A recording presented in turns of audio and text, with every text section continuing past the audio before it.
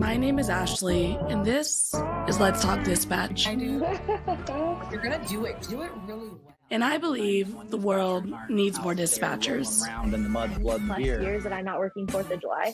4th of July. Say community policing, right? What about community dispatching? So on this show, with the help of my guests, we will educate, empower, and support the heroes behind the headset. Hello, everybody. Welcome back to another episode here on Let's Talk Dispatch with me, the Raspy Dispatcher. My guest today has been dispatching for over 5 years, working in a department post-consolidation, dispatched during COVID, which we all know was a real weird, and has witnessed how turnover impacts the center. And we're going to talk about all that and more with my guest today, Abbe. Hi, Abbe. How are you? Good. How are you? I'm doing good. You know, I just got back from Nina, so I'm all like hyped up and inspired and ready to change the dispatch world. You always feel that way after any conference you go to. I got to go to the first in-person Denise Amberly conference this year, and I came back and I was like, we got to do stuff. And everyone was like, what happened to the Abbe that left? Can she come Right? back? They're like, And I'm we were still here working, Abbe. We come back down. But it is so true. Like for folks who are listening, you're like, I don't know if it's worth it, or I haven't got to go, or I haven't asked. Man, it's so worth it to go to these conferences.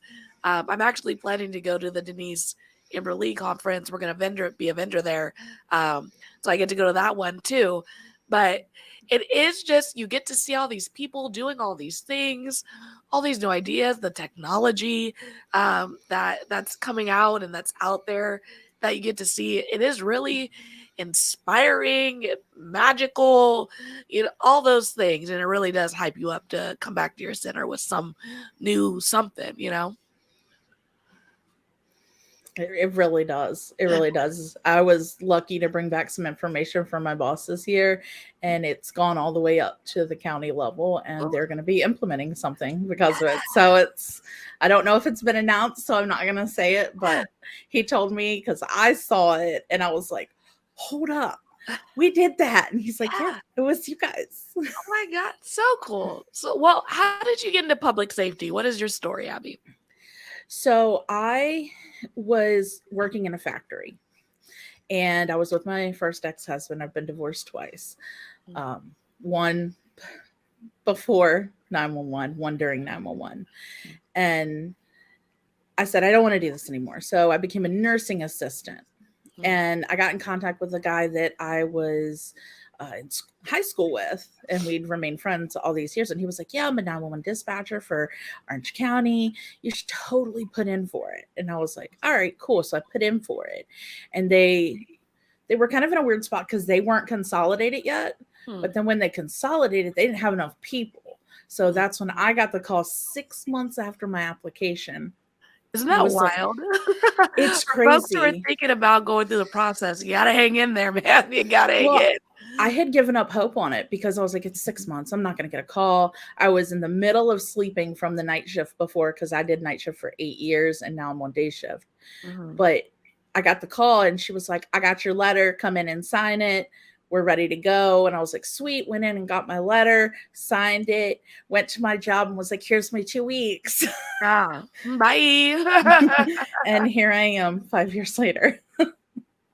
So, you know, consolidation, for folks who are unfamiliar, it's when usually two smaller centers get combined and to serve a bigger region in a city.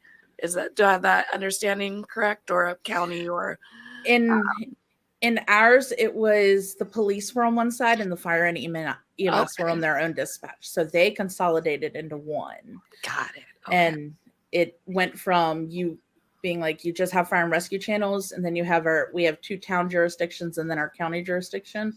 Now it's all together. Wow.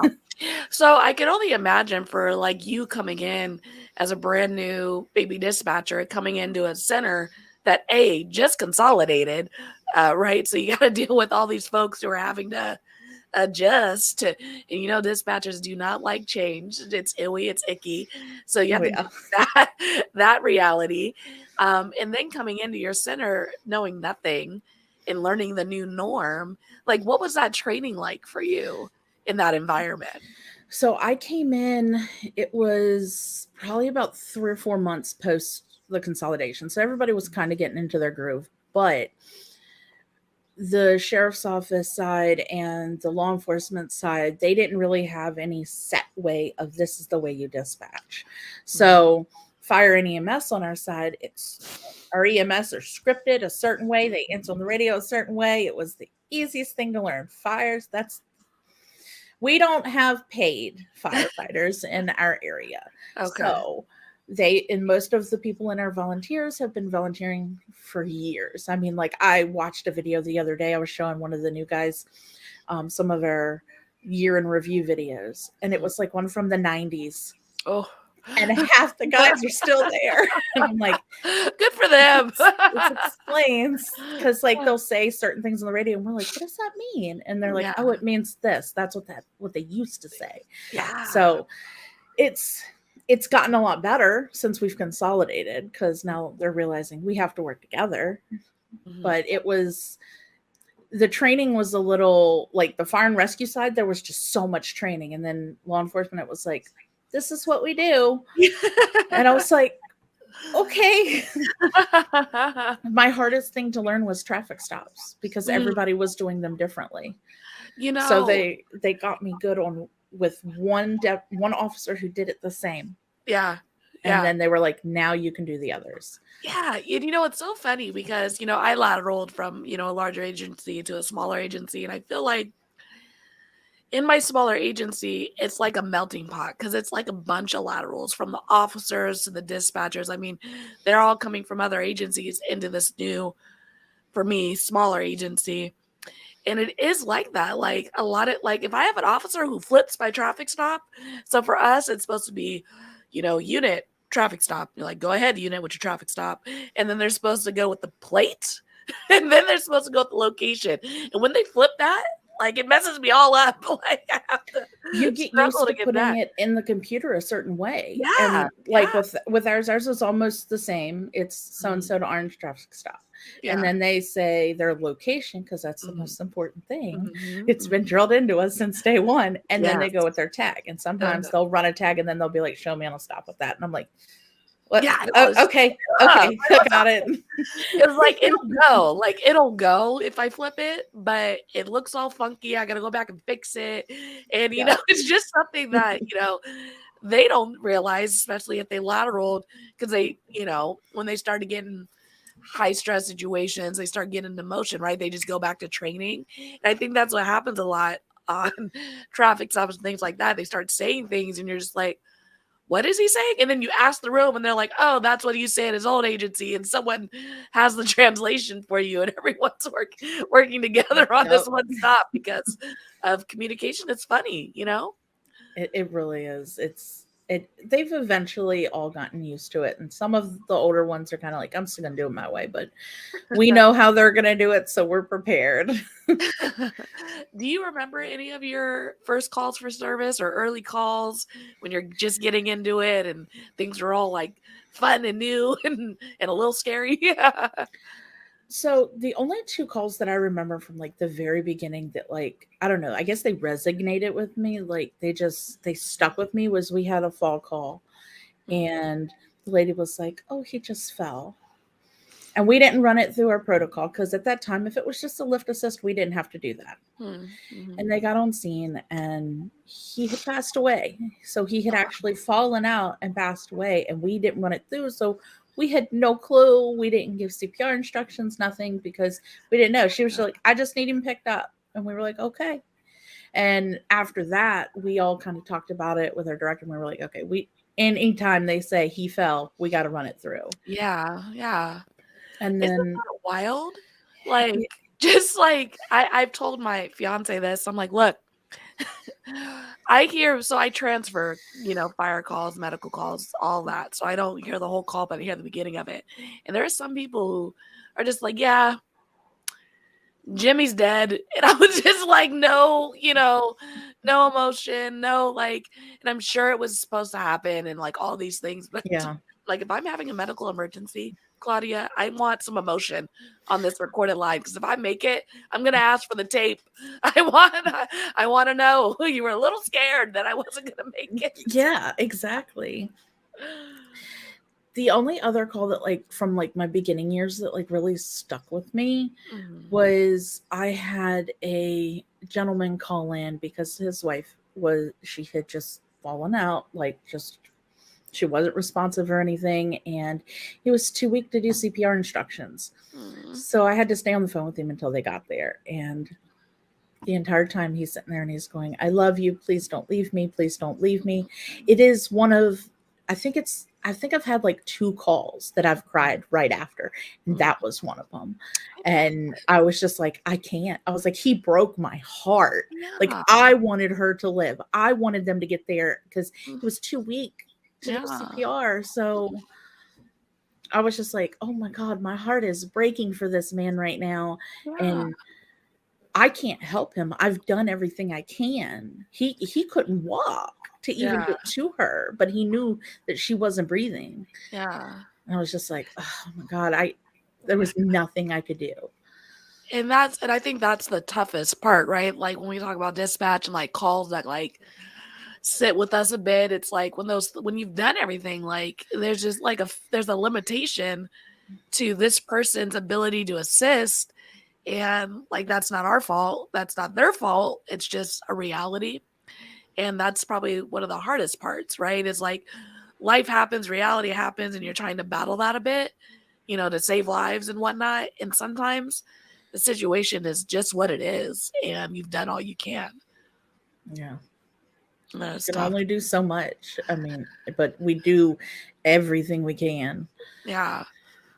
So talk about tough calls and like what that looks like for us. Let's talk a little bit about, like peer-to-peer support in dispatching. What are your feelings about it? What is your experience? What do you think we need to look for, do as peer-to-peer folks in our centers to help deal with these tough calls and these tough things that we deal with? So in my center, we're currently in the process of creating one, and it's the whole county that's doing it. And we had concerns about like confidentiality and stuff, but there also has to be with the people, if you're going to create this peer support group, you have to have people that people can trust in it. Not like if there's people that there's been trust issues with things that have been said, they probably aren't your best bet. So you need to make sure these people are trustworthy people. You need to make sure that they're willing to listen to you. They're not going to take anything back and tell everybody what you said. But we also need to understand that it doesn't have to be somebody that works in our center. It can be somebody you met at a conference and you became good friends with. And now you're like, you know what? Hey, I need to come talk to you. I had a really rough night. And they're there for you. There needs to be an outlet for us because people think because we're not on scene, we don't see it. We're not affected by it. That's complete trash. We are very much affected by it because we're sitting here listening to, I don't know, Billy beat the crap out of Barbara on the phone, and now Barbara's agonal breathing in the background. We can't help anything because Billy's not going to help her. He just did it to her. Yeah. And we're just like, what do I do? We get that emotional trauma, and then we're expected to go home and then come back and do it the next day. And a lot of places don't do the debriefing and stuff. So you don't get that release from all those emotions that you're holding on to. Like I've driven home. I have a 45-minute drive home. I got plenty of time to let them feelings out. I've cried my entire way home before because it was a rough day. And then I get home and I'm like, I feel a little bit better. Yeah. And, and I think it's interesting, like you brought up, like, Billy hitting Barb and, I worked in a bigger city and there's a lot of high violent calls. And like, I've been on a call for 10, 15 minutes because we're crossing people from different sectors because our city's so big, hearing a domestic and you're like, and all you can do is like, add it to the call. Like how can I describe this so it's accurate, but also how can I describe what I'm hearing so they get it and they move as quickly as they can, as safely as they can to get there, because what I'm hearing is requiring that response. Like, we really have to paint the picture for the folks who are responding, because they're not hearing what we're hearing.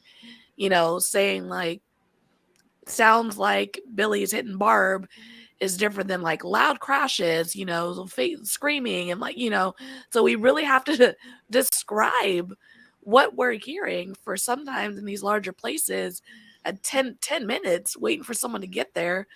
And then, they got to mount up. They got to, they have to safely approach.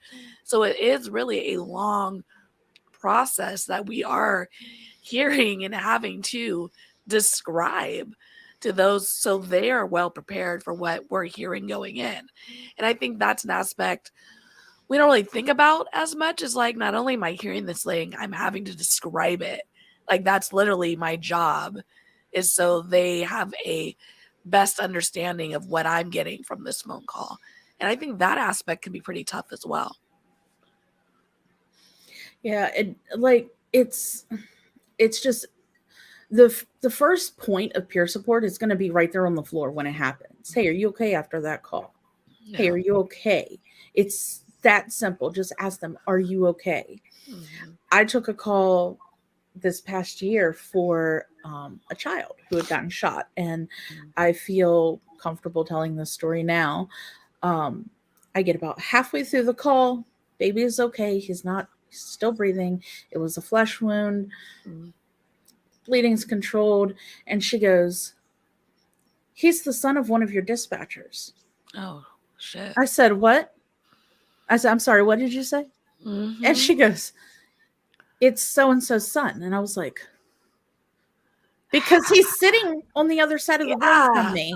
And I'm like, oh my God. And I'm like, okay, that's not a note I need to put in right now. So exactly.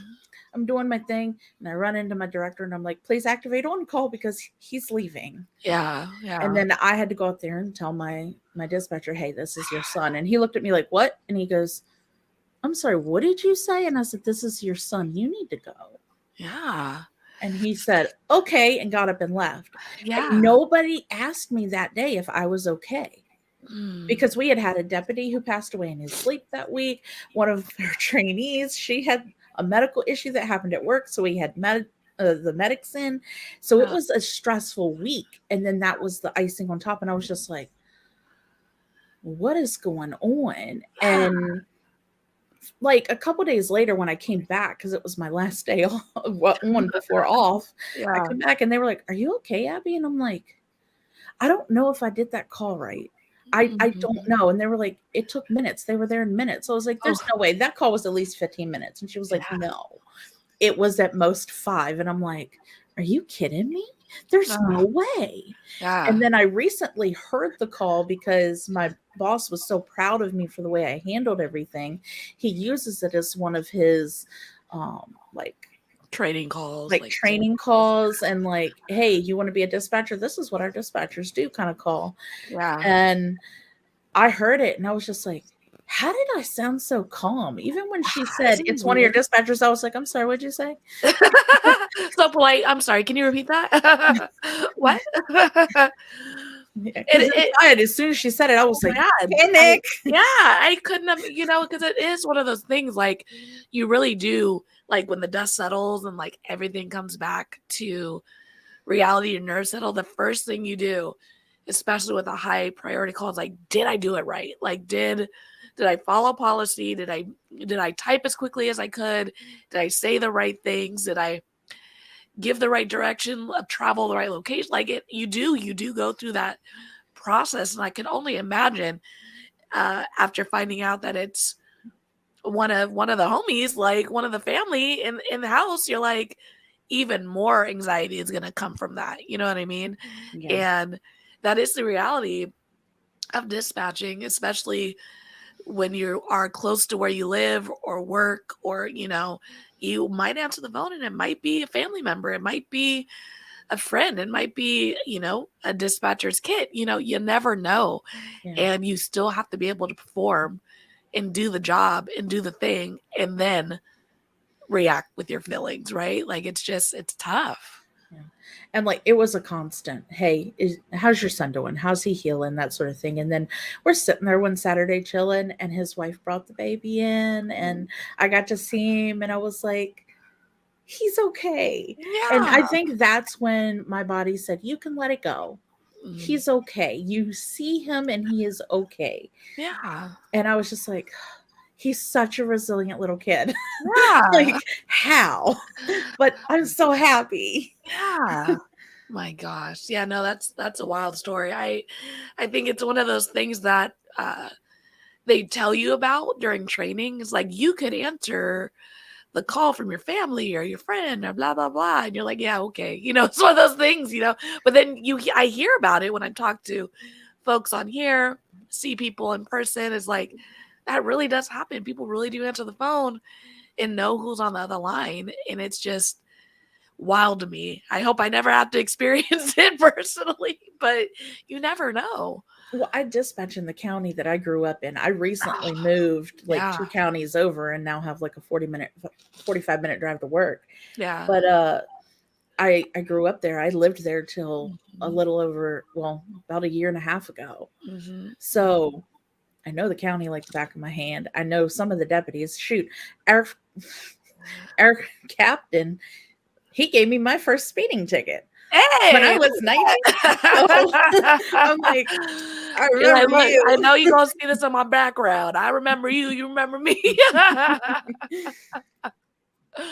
Oh my gosh, good old speeding tickets. I tell you, I remember in college I had 4 speeding tickets, like in a month, and I haven't had a ticket since. So I feel comfortable telling this story, but I haven't had a ticket since. And I remember, my 18-year-old self, my teammates were like, it's cool.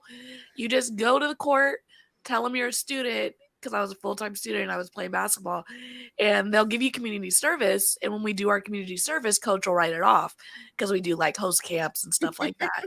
So I was like, oh, cool. Don't got to tell my dad because I got this. I'm an adult. I'm handling it, right? My dad gets this letter from, I think it was State Farm, kicking me off his insurance because I got 4 tickets in a month. No. And my dad was like, what is this? I was like, oh, no, it's fine. I took care of it. And he was like, Ashley, you get points when you get tickets. And I was like, what do you mean? I was like, what are you talking about, Dad?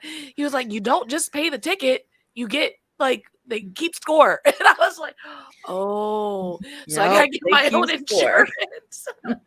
He was like, they said you can't even touch the door handle. Like, you're not even allowed. So yeah, I learned about the point system at 18. Not the brightest, but hot mess. So you guys creating this peer support at you guys are just starting to create it, or where are you guys at? I think the primary steps have been done. I'm not on it. We have other people that are on it, and they have to go through some stuff, but they have like little cards that they can give us, like if we need help or something like that. But they haven't really broadcasted it much, and I wish they would more. I wish that it was out there more. And yeah, we all know it's there, but like, tell me what it does. Tell me what it can do for me. Give me more info on it to make me feel comfortable with picking up that phone and calling that phone number. Very cool. Yeah, we had a peer support we have peer support at my current agency, but I remember during my training at SAC PD, they brought in our peer support folks, and they had like a whole day of like a whole session talking about their services, the confidentiality of the 24-hour number, and like ways to cope. They went over that a bit, like, don't pick up the bottle of alcohol or, whatever to suppress whatever you're feeling, call us, And I thought that was really helpful as a young dispatcher, as a new dispatcher, to be very aware of the resource. So I would agree with you that like knowledge is half the battle, like knowing what they offer is half the battle, right? So it's great that we have it, but we have to promote it. It's just like anything that we want out there and want people to use. We got to promote it in our departments. And it kind of goes along the same lines as like the EAP that most places have, the Employee Assistance Program. It's there. We know it's there, but what can it do for me? It's not just, oh, you had stress, you need to go see somebody. Here's the number and stuff. They do other stuff too. And I feel like there needs to be like a session of, hey, this is what EAP does. This is all the things it can do for you. We also have a peer support team if you don't want to go through that. We have all these revenues that you go down all these different roads and figure out what works for you. And it's because like everyone goes, well, the EAP. And I'm like, I don't even know how to log into the EAP. I don't even know what the website is. I haven't seen it since I started. Yeah. And I feel like EAP a lot of times, and I'm sure it differs from agency to agency, but a lot of times those EAP programs have stuff for the families too. That if you don't dive into it, you're not going to know those resources are available for your partners and your children and, you know, whatnot. I think a lot of them do have those options as well. Yeah. So let's talk a little bit about what it was like dispatching through COVID, because that was a weird moment, I think, for every agency. And I think every agency handled it differently, you know? So I wonder what your experience was like working through COVID. So we were in our old center, and our old center was in the basement of a building that used to be a Leggett's is what it was then. Leggett's turned into Belk. It's a clothing store. They got like appliances and stuff, but it was a 3-story building. We were in the basement. It was very musky. They always put us in the basement. No windows. You're like, it doesn't matter if I work day shift or night shift. It's dark. I post reels of my my old center had windows too, but like every time I post the window, they're like, "You have windows?" I'm like, why is everyone putting us in the basement? Yes, they put us in the basement. So we were in the basement, and our console room was like, I swear, my dining room downstairs is bigger. It was very small. We could fit 4 consoles, and we were less than 6 feet apart from each other. So COVID hit. I actually had taken a trip to Nevada where my sister was living at the time. And she's now in Arizona. But I had flown there, and COVID started hitting the U.S. hard. Yeah. Like the Sunday before I was supposed to fly back. So I was starting to look into, okay, do I need to reschedule my ticket and get home? But I got on the plane, I got back home, and they were like, we really thought about putting you on quarantine for 2 weeks because you had been in an airplane and COVID's hitting really hard. Luckily they didn't, because I had no symptoms. So I was like, cool, this works. But we went through it for a little bit, and they were like, no sheriff's deputies in the center. We had like a little box we put papers in. They'd be buzzed in. They could come to the box, wave, and leave. We had tic-tac-toe on the window with dry erase markers to play with them because we had a good relationship with them. And then now we can't have any contact. Well, then it got bad. One person got it, and that whole shift got it. So that whole shift had to be covered. Yeah. So then they hung... And I'm telling you, we were sitting really close.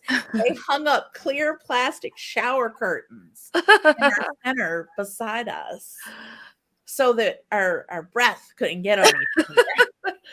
And I remember like leaning over to my coworker and like putting my hand up, and I'm like, I miss the air between us. And he was like, me too.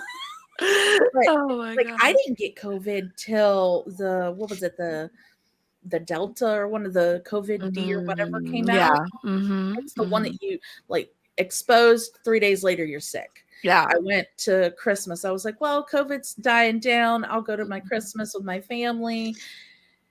It was like the only Christmas I'd had, I was supposed to work that Christmas, but I hadn't had a Christmas off for like 2 years. Man, I hear that. Yeah. And I got that Christmas off. And they're like, well, you had that Christmas off. I'm like, I had COVID. I was at home. I was dying. It's fine. I didn't get to see any family members for Christmas. That's cool. Yeah, I would have rather been at work because I would have rather been double time, you know. Holiday pay. That's like, because I no, ducked I'm and dodged sitting at COVID home. too. I ducked and dodged it for a while. I mean, I didn't get it till, gosh, 2 years after it started ravaging us. But I think it's funny, especially for folks who work shift work. I worked graveyards at the time COVID started ramping up. So I feel like because I work nights, I would miss like information. Like I would just kind of get it from my coworkers and whatever I scrolling on the socials, and that's never accurate. So like I didn't really understand what COVID was. I was actually going to on like a little staycation to Monterey the week it kind of like hit hard. And so there was a cruise ship that had all the COVID folks who got COVID on that cruise ship they docked it in Monterey. And I was like, well, I'm not going there. Like, I'm not Right. going to go to Monterey, obviously. So I'm going to stay home, I'm going to stay home. It's the middle of the night. I have no food in my house. I was going to leave in the morning, but I'm just going to go shopping because there's like a 24-hour Winco where I live. I'll go stock up for the week and I'll just be home for the week. I go to the store and my 24-hour Winco was closed and there was a line outside the door. And I was like, I think I need more information because I think I'm missing.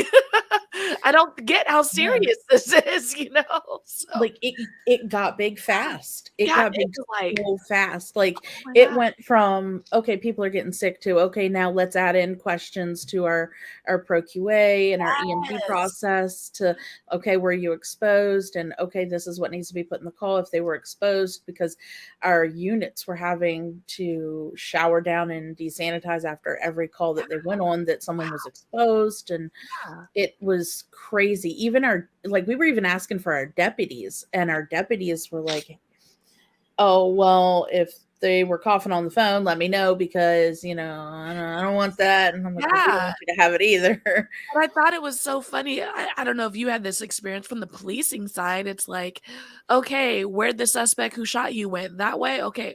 Are you having any symptoms? We would Yeah, have to it ask was that odd. on this like high priority call after you get all the info. You got to slide that question in because it's important, but it's super awkward when you're like, this person's reporting a shooting or some violent crime. And then you're like, hey, so like, have you been coughing? Are you fever? Did they look like they Right. were coughing or had a fever? Like, did anyone look like they had any symptoms? Right. It was just really weird for me as a police dispatcher to ask anything really medical, but let alone it's just like I have this hot call and then like I also like have to slip that in. Like, Yeah, it was just a really weird time. it was so awkward at first, Yeah. and now it's like it's second nature. Like we just Mhm. roll with it. I And they're know. just like, oh no, because a lot of people understand now that Yeah. yeah, it's still a risk. It's just not Yeah.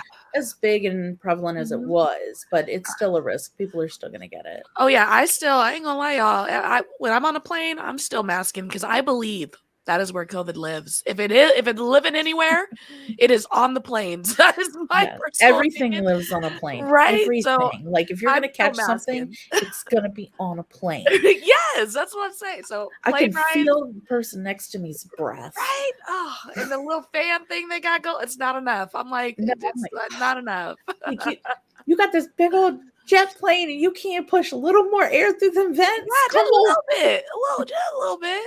I'm not asking for much, just a little smidge. Yeah, like work didn't change much for us because we were in such close quarters. They just put up the shower curtains and was like, You'll don't be be hanging hype. out with people. Make sure you're doing your things outside of work Yeah. and making sure you're not getting sick. Mhm. And I was night shift, so it didn't really bother me. Right at the beginning of COVID, it was that was what like it was like the March of that year, I think it was. Yeah, that sounds Yeah, about right. because I was there. I was in Nevada for my nephew's first birthday. Oh. So by that July, Mhm. I told my now ex-husband he could leave the house and go think about his life, and he did. And I called him and I was like, I thought about my life too, and I want a divorce. And he was like, all right. Oh, Didn't yeah. fight it or nothing. He knew what had went down. He Ah. knew when I say I'm done, I'm done. Mhm. So then I was by myself. I lived by myself. And I was night shift, and my family knew I was night shift. They Mhm. knew on my days off I slept during the day. I was up at night. So Mhm. I didn't see anybody. Yeah. So I just skirted around it for those 2.5 years, and then went to one family function and got it. Yeah. I was like, And this is why I don't do Christmas. and see, and I think that's another weird aspect of COVID, right? Is that I would say for a lot of first responders, police, fire, doctors, the world didn't really change as far as like we didn't go home, and like a lot of people struggled during COVID. It was a rough time for a lot of folks, but I would say for me, like it was kind of business as usual. I would get up, I would go to work. Like I didn't have that aspect of change that a lot of the world felt. And I was really grateful, for that looking back, keeping my job, good old job security in law enforcement, first responder, and not having to go out into the field, but still have the luxury really during COVID of being able to get up and go to work. Yeah. And didn't have to stay home or didn't have to lose my job. I mean, it was rough there, but it was really weird also because the world's going through this whole big change.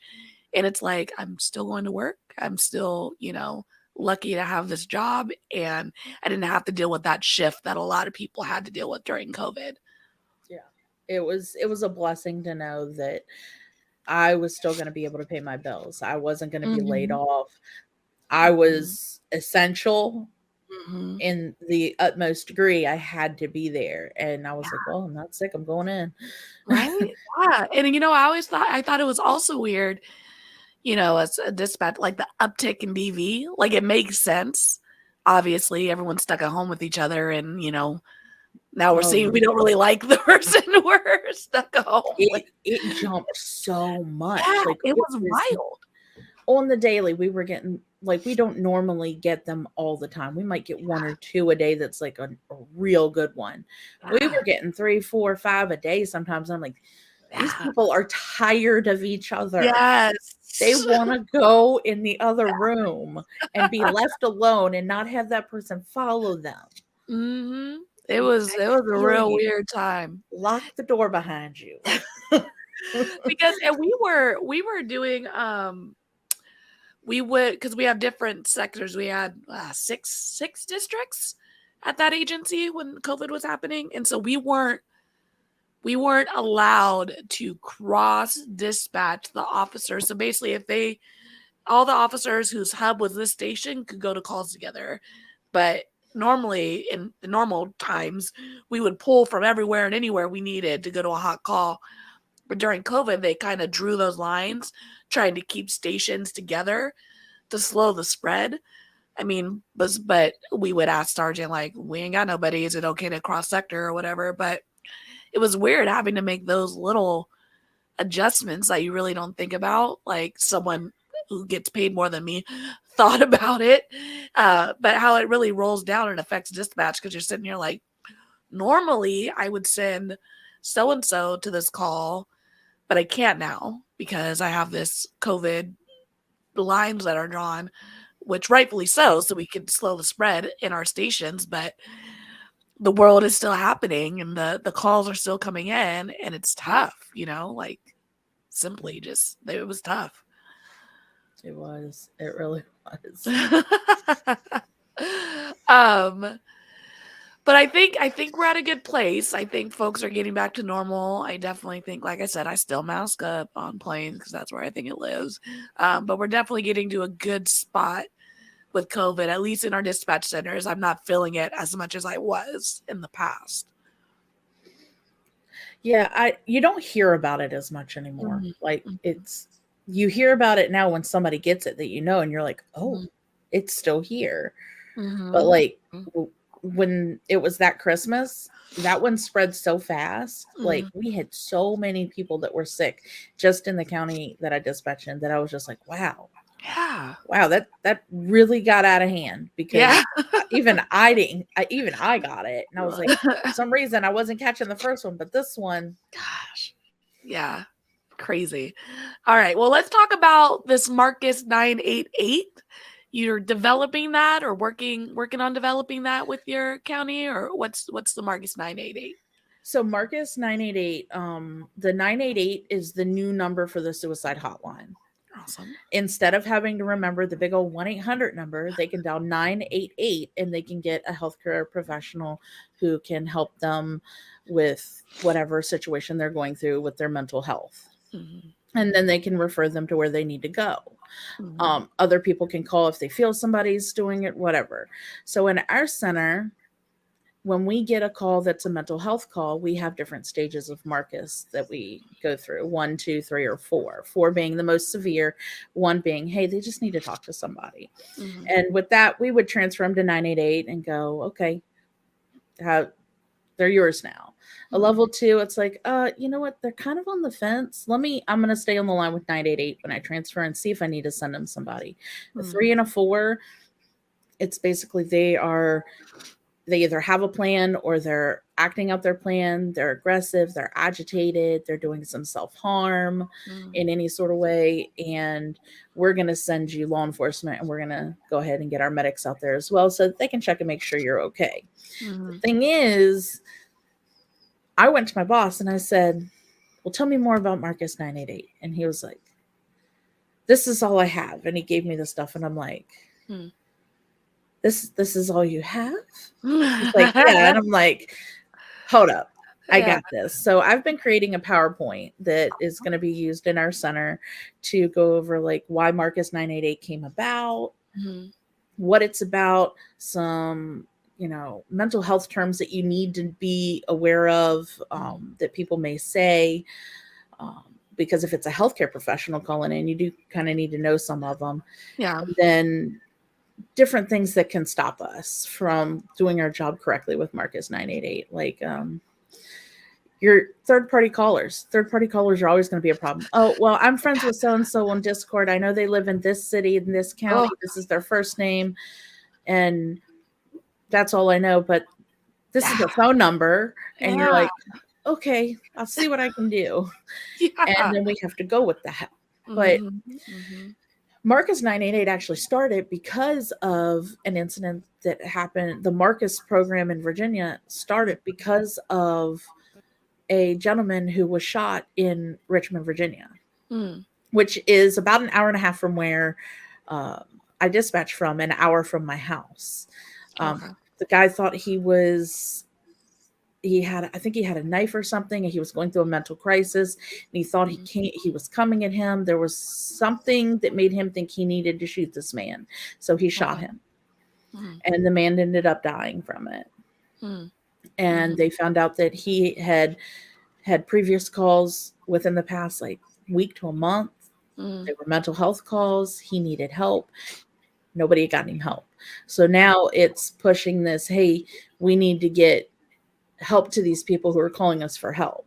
Yeah. And I've been blessed to have a good experience with Marcus. Some people don't when they call the 988 number. Yeah. I called one lady 3 times in a day, and she was like, hey, it's so-and-so again. And I was like, hey, it's me again. And like, it's so good to like get that satisfaction of transferring them, getting them the help, and then knowing that you helped. Because like I had a 15-year-old boy call, and he said, I'm thinking about it. I don't have a plan. I know my mental state is not good. I need help. And I got him over there, and I stayed on the line, and she gave him resources and stuff. And then she went to hang up, and I asked him if he was still there. And he was like, yeah. And I was like, just know, I was like, if you can't remember that you need to call 988, you can always call us here. Don't think that, oh, it's not an emergency. I was like, your life is an emergency. You need to call. Yeah. And he was like, thank you so much. Like, he was in tears, the poor kid. We had it. And I ended up sending a deputy out to him too. And I was like, please just talk to him. He needs somebody to talk to face to face, because I don't feel like being on the phone helped him, but knowing he can call back if he needs to did. But can you just go talk to him, please? Yeah.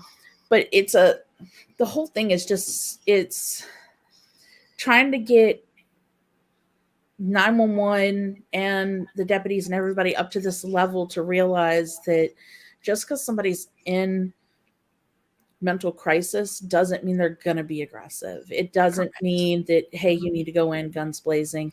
And if Mhm. you come to a situation and you're out there and you're looking at them and you're like, I really don't think this person's being aggressive to be aggressive. It Mhm. looks like they're going through something. Yeah. That's why we check history. Mhm. Check history with this person who's being aggressive, and check, and there's 3 suicidal calls or there's psychiatric calls, and you're just like, I know exactly what's going on. Yeah. And then we'll put a little flag on them, history of mental health illness. That way we know when they go out there, hey, you guys need to use a little bit more caution. Maybe don't go in yelling at them. Don't Mhm. go in with a loud voice. Go in quietly. Give them the space they need, gain their trust. And it's Yeah. a good system. It needs, as everything does, it needs more work, and it needs more training, and people need to talk about it, and they don't. No, it's so true, because I think that obviously we're a time in law enforcement where we're pushing for transparency, pushing for more training, and pushing for more resources to equip our officers, our firefighters, our dispatchers to handle mental health calls. Because the reality is having these services available like 988 and like where we can route them towards actual mental health services is going to be more rewarding or more helpful to that person who's in crisis, because we're not going to solve that problem in a night, right? We're responding to the immediate need or immediate threats. That's kind of what we're a response system. We're not preventative.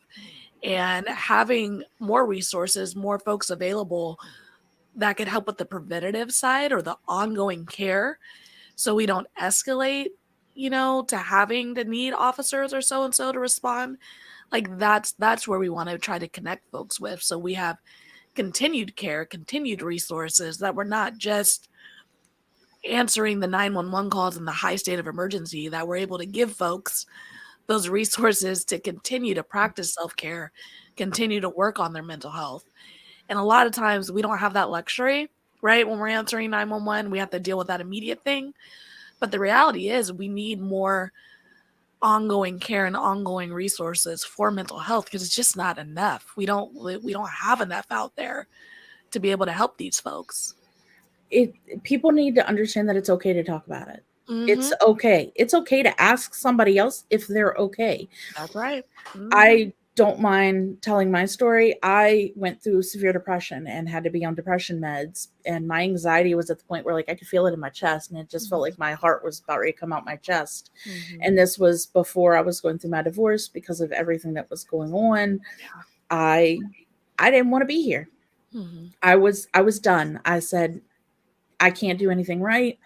The only thing I do right is my job, and I go to work, and then it was the slightest little thing I got dinged on, and it wasn't even a big deal.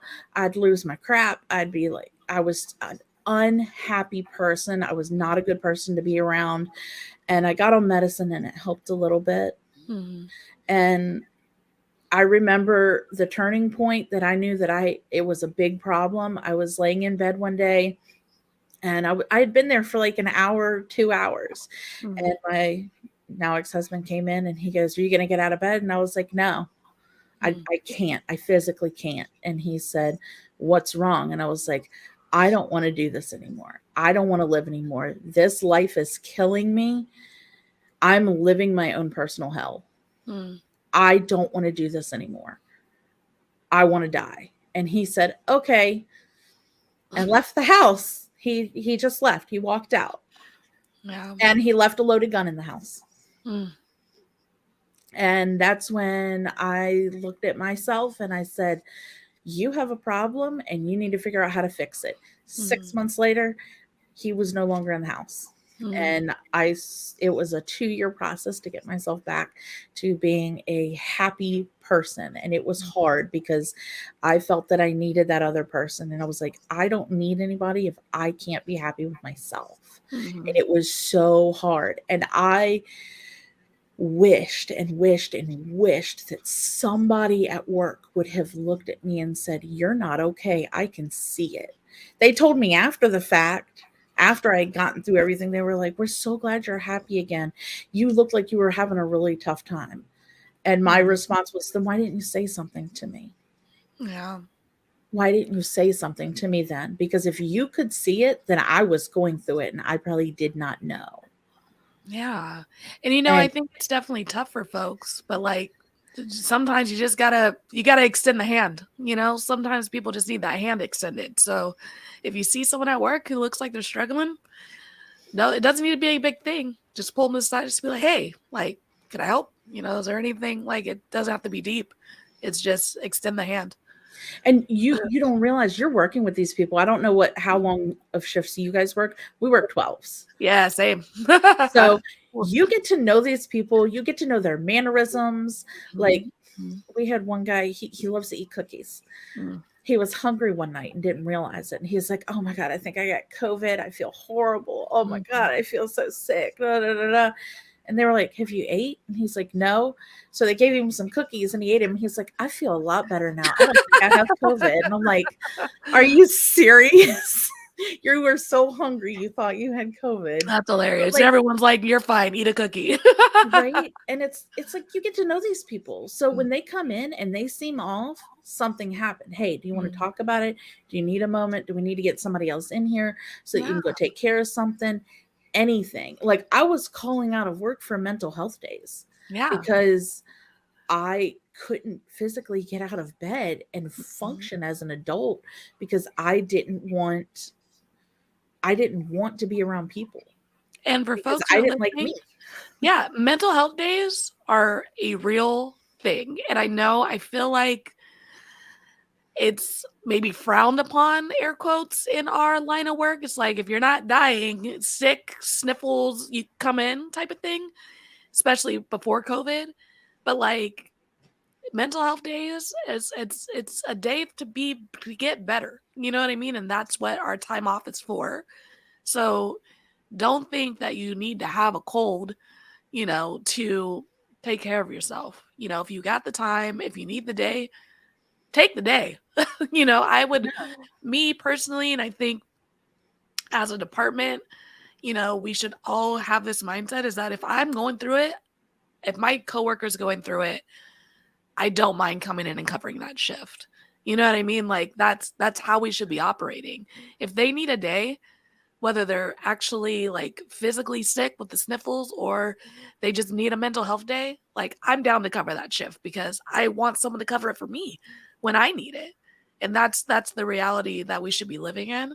So if you're listening and you're like, "I don't know about a mental health day," you should. If you need it, take it. We got to take care of ourselves to do this job and to live our lives, let alone do this job.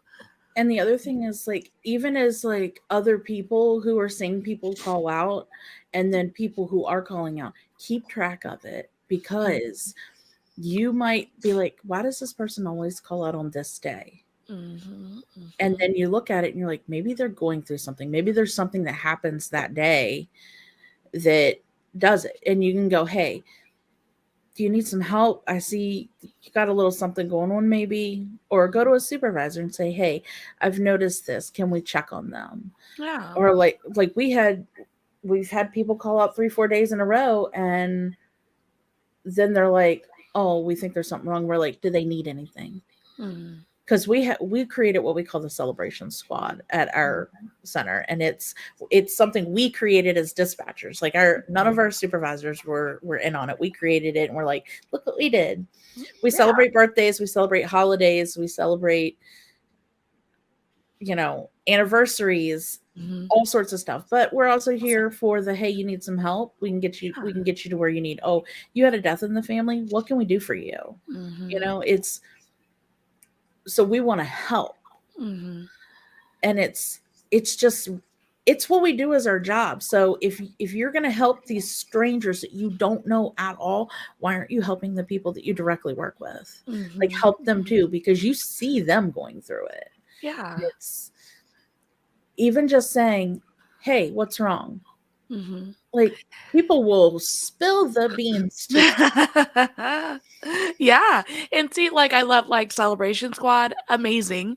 I love when dispatchers create great experiences in their comm centers. Because I do think sometimes we get caught up on what management or what our supervisors are doing for us, coming downhill.